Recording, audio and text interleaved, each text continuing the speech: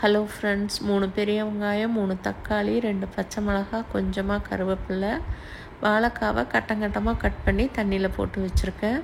ஒரு குக்கரில் எண்ணெய் விட்டுட்டு பட்டை, கிராம்பு, ஏலக்காய், பிரிஞ்சி இலை போட்டேன். வெங்காயம், தக்காளி, பச்சை மிளகாலாம் அது கூட போட்டுட்டு அது கூடவே இஞ்சி பூண்டு பேஸ்ட்டும், உப்பு, வாழைக்காய் எல்லாமே போட்டு நல்லா மிக்ஸ் பண்ணி விட்டுறலாம்.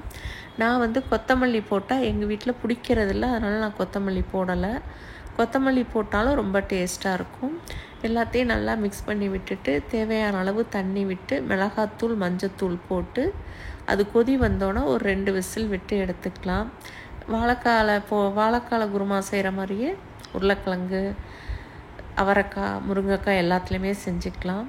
இதுக்கு தேங்காய் பேஸ்ட்டுக்கு தேங்காய், சோம்பு, பொட்டுக்கடலை, கசகசா தண்ணி விட்டு பேஸ்ட்டாக அரைச்சிக்கலாம். இதில் 2 முந்திரி பருப்பு போட்டாலும் டேஸ்ட்டாக இருக்கும். நான் அன்றைக்கி போடலை, பேஸ்ட்டாக அரைச்சி எடுத்தாச்சு. அதுங்காட்டியும் வெந்தும் வந்துருச்சு.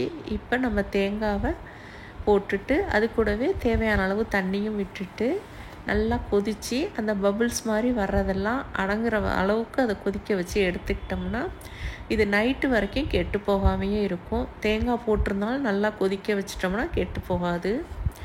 இது சாப்பாட்டுக்கு மட்டும் இல்லை, சப்பாத்திக்கு, இட்லி, தோசை எல்லாத்துக்குமே ரொம்ப நல்லாயிருக்கும். நான் அடிக்கடி இது மாதிரி எல்லா காயும் போட்டு குருமா வச்சுக்குவேன். அன்னைக்கு எங்கள் வீட்டில் வெண்டைக்காய் ஃப்ரை, வத்தல், நார்த்தங்காய். அன்றைக்கி லன்ச் பிளேட் இது தான். தேங்க்யூ.